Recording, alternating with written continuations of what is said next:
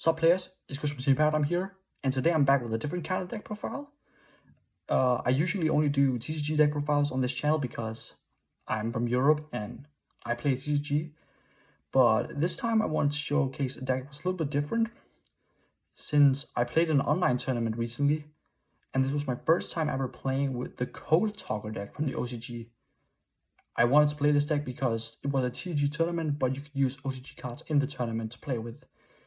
And I wanted to play this deck because it was a really deck. It's a deck I've been looking at for a while, but we're just missing like one important card that basically makes the deck good. And so I wanted to try out this deck in the tournament, and I went 3-2. It was my first time really playing the deck, but I would say it's quite a fun deck to play, and it definitely has like some cool plays you could do. Sometimes just killing people out of nowhere usually, and just plussing a lot. And let's get straight into it. So for the monsters, I played 3 microcoder. Now I can show the other one as well actually. So I played 3 microcoder, 3 code generator. These are kind of similar because they have a similar effect where they both can link with them. You can use them as link material in hand if you want to summon them code target monster with them. And then they have additional effects if they're linked with into a code target monster. So this one can add a Signet spell trap in your deck to hand, and this one can send a Signet monster with 1200 less attack from your deck to your graveyard. But they also have a different effect if they are sent from the field instead of the hand. So this one can either add a level 4 Cyberse instead of sending one, and this can just add the monster instead of milling one. So they basically just plus you a lot and basically makes the whole deck good.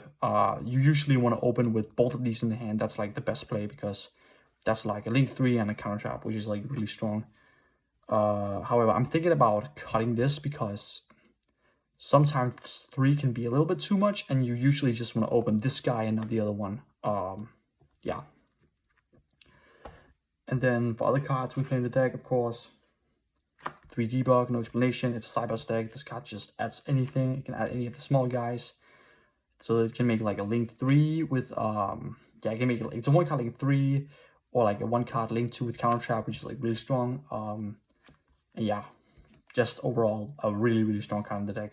You need to play 3 of it. And then I played 2 Cyberse Gadget. A lot of people probably don't know what this card does. So what it does is that when it's normal summoned, you can target a level 2 or lower monster in your graveyard and special it, but negates effects. But the real thing that makes it good is that if it's sent from the field to the graveyard, you can special summon a gadget token in the you can special summon a gadget token. So what this effectively does is that it makes it a 1 card link 3 as well, because you can use this, link it into Link Rebo, special a token, then you can link both of them into Splash Mage, and then you can use Splash Mage to special summon this back. And the same goes for the next card I play, Dotscaper. Yeah, this card is like really good. Also free link 1 card link 3, and then you just send it with code generator to special summon again. The reason why I'm playing 2 is that I'm running Cyrus, and it's not that bad to draw, like to draw it even, because it's just a 1 card link 3, and it's a really strong extender, even though you can only use both effects once per duel. And then for hand traps, I did run 3 Ash, 3 Nibiru. These are like the best hand traps right now because we're in Dragon Link format, and this card is like so good versus Dragon Link. And then just 2 gold imperms. This should probably be Phantasma instead, but this card was just really good. I expected a lot of rogues, that's why I played it, but you could theoretically change this by any hand trap if you wanted to. That's for monsters, I guess. And then for spells, 3 Desires, consistency, and it's a +1. Dex needs consistency and to see its monsters, so that's why I need to play 3. And then we play Signet Crosswipe, which is like the first proxy, and Signet Mining. This is like basically because you can search it with the microcoder as well as this one. And you usually don't want to open too many monsters in the deck, so that's why I only play 1. And you play it because you usually use this to add like an extender to your hand, but it can also work as a starter. It's like both a starter and extender, but you don't really need to see it in your opening hand. You either just want to see debug or microcoder and any of the other guys. And this is just like a free out to a card like Mystic Mine, there can be only one. And it's just good to, like, if they're like imperming your card, you can just chain this and then pop it. Like, it's really strong. And it's really strong with dot scaper as well, because you can normal dot scaper, then you can use it to pop it straight away, like such a strong card in the deck. However, you don't really need it in the deck. I just really prefer this card. I don't know when we're gonna get it though, but this card doesn't really do that much. It's a really nice one-off, but it doesn't really make the deck work and make the deck good. It's just like a really nice card to search off with Microcoder. And then the best spell, Master Reborn. This basically makes that if you open one monster, you can combo or just open up like a half decent board, I guess. It's a really strong card. It's like almost always live. Even going first when you just have like 0 monsters, like when you have like 1 monster, it's like always live, because you can just make, there's like so many monsters you can make in the deck. That's like why you play it. And that's it for spells. Only 6. You don't really need to play anymore. And then I play 2 Silent Conflict, the Infinity Barrier of the deck.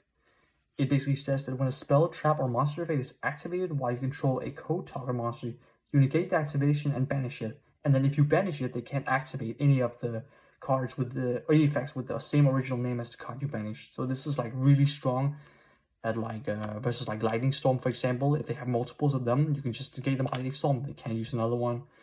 If they use like Alistair, you can banish that, and they can't really invocation. So if you use with it, it's like really solid card. And it's searchable with Microcoder, so that's the main reason why I play it. Usually people only play 1, but I play 2 because I play Desires and I keep banishing 1 every single time. So I think 2 is like correct. I think it's just what you need to be able to kind of yeah, it's just like it's like one of the power cards in the deck. Just it's so powerful. Also like just negates, yeah, it just negates everything, and just it's also it outs Dragoon as well, by the way. So that's like another really nice thing about it. And then we play more counter traps. We play 3 Judgment, no explanation, 3 Strike. Just good generic trap cards. And then other good generic trap cards we play 3 Crackdown and 3 Ice Dragon Prison. These cards go kind of hand in hand, because they pretty much work, and they can do like kind of like the same thing. This can just out Dragoon and just fuck up the graveyard, but this card is just takes cards and just disrupts combos. But the main thing that these guys are pretty much used for is that they can take a monster and make them so that you can have a monster that your code talkers point to, which is actually pretty strong, because one of the code talkers that I play in the extra deck is like really weak. So you need a card like Crackdown or Ice Dragon Prison to be able to make it basically point to make the code talker point that monster so it gains more attack. And yeah, just really strong. And these were like the best traps to do that. And then the last one we play Order. This card can just out-win you games. You don't really need spells to win. So that's it for the deck. 42 cards. And then for the extra deck, Blink once we run Running Grebo. For the Cyber Gadget and Debug, and you're just good at playing against trap cards when you go second. 1 Link Grebo for the Dodge Gaber, and it's just pretty good at protecting like your other cards. And then sometimes you need to normal summon your Ash to play, so that's why I run the 1 Almirage, because the code targets need to link with the Cybers. And then 1 Link Spider for the Gadget token. That's it for Link 1s, and then for Link 2s, we play Security Dragon. In case you need to link stuff away you took with Crackdown and Ice Dragon Prison to make a Cybers, and then make a Link 3.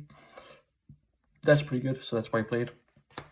And then 2 Splash Mage, it's like no explanation needed. It's like a perfect extender for the deck. It's like helps you kill people so good, and like, yeah, just really good card.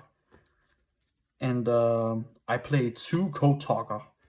The reason why I played 2 of this is because it pretty much is the only good Link 2 Code Talker you can play. I know there's Code Talker inverted, but that card is only good in the combo version, and it does very little in the control version, which I play of the deck. This one basically also has an effect where it's like rather weak, but when it points to a monster, it just can't be destroyed, and then it just gains 500. So it makes them like, if you can make this card point to a monster and you have the counter trap down, you just are in a pretty good position, because yeah, they just can't get rid of it. They have to use extra resources, and you just use the counter trap to punish them. So yeah. And then other cards, we of course play Double Transcode. It's code target deck. It's a really good code target as well, and just makes way for access code to kill them. That's like really strong. And then the card that makes the deck playable, to decode target Heat Soul.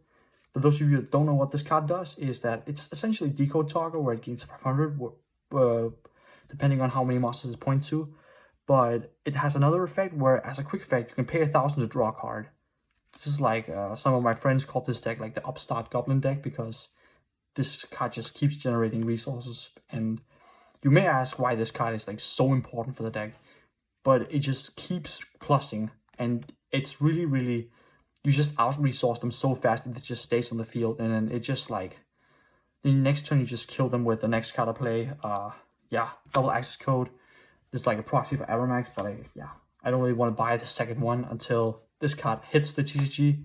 This is like really what the key card of the deck. You can play the deck without this card, but it's just like not as powerful. This card really just makes the deck good. And yeah, just a lot of things that just this card just provides. It's also like the best one to end on, because yeah, with the code target, and you just draw into like hand traps like your Ash or Nibiru, and then if you play Phantasme or like any other, you can just draw into those as well, which is like really strong. Yeah, then access codes just close out games and just out Dragoon, out so many boss monsters, like it's crazy. 2 is necessary. You actually, the second one comes up a lot, and this one's like not really that good. I wouldn't recommend to run this. Another card I wanted to run was Firewall, but right now Firewall basically isn't legal, so that's why you see me run this ratio.